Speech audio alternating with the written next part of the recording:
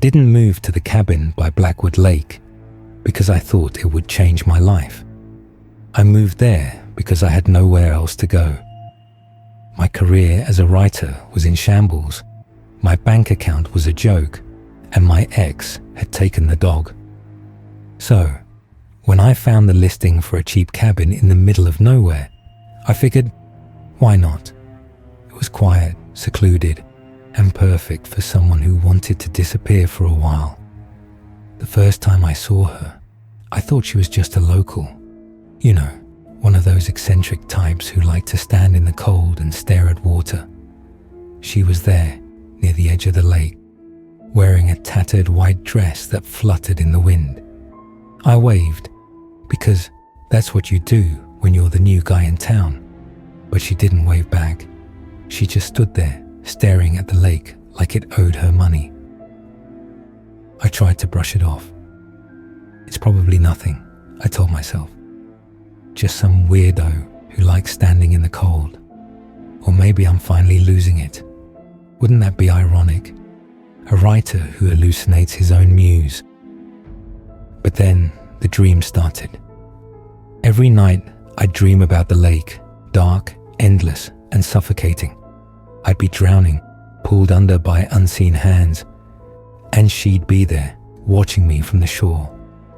I'd wake up gasping for air, drenched in sweat, and swear I could hear faint whispers coming from outside my window. I decided to confront her. I mean, how bad could it be? She was just a woman standing by a lake. Right, wrong.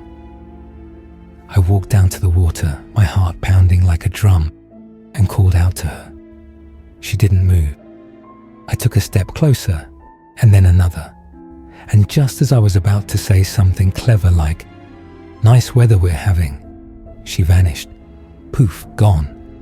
All that was left was a faint trail of wet footprints leading into the water.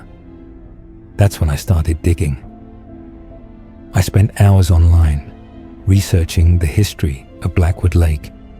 Turns out, there's a pattern of unsolved disappearances dating back decades. Every few years someone goes missing. Hikers, campers, even a few locals. And guess what? Every single time, witnesses reported seeing a woman in a white dress near the water. The locals have a name for her. The Bride of Blackwood. According to the legend, she was a young woman who drowned on her wedding night, betrayed by her lover.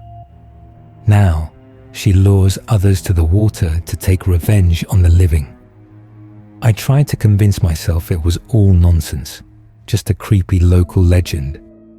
But then, strange things started happening. My belongings would go missing, only to reappear in odd places. I'd hear footsteps outside my cabin at night, and she kept appearing, closer each time, her hollow eyes fixed on me. I couldn't take it anymore. I had to know what she wanted. So, armed with nothing but a flashlight and my frayed nerves, I followed her into the woods near the lake. The deeper I went, the more the forest seemed to close in around me, the trees twisting into grotesque shapes.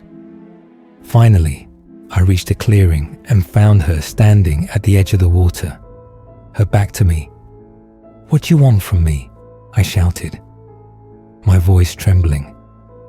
She turned slowly, her face pale and gaunt, her eyes filled with an ancient, unending sorrow. And then she spoke, her voice a whisper that echoed in my mind. "You already know."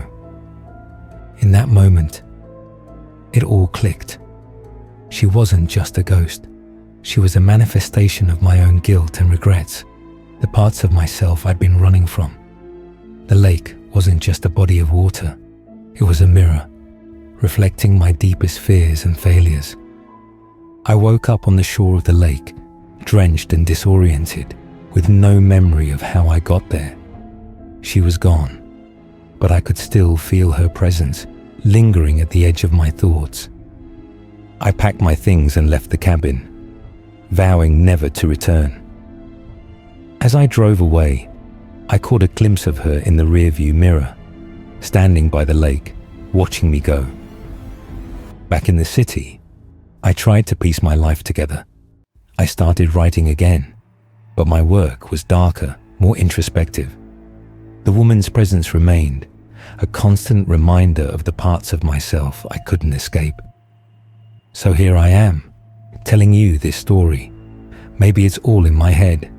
Maybe she's just a figment of my imagination. Or maybe, just maybe, she's real. Either way, I can't shake the feeling that she's still out there, waiting by the lake, watching. And sometimes, when I close my eyes, I can still hear her voice, whispering in my mind, "You already know."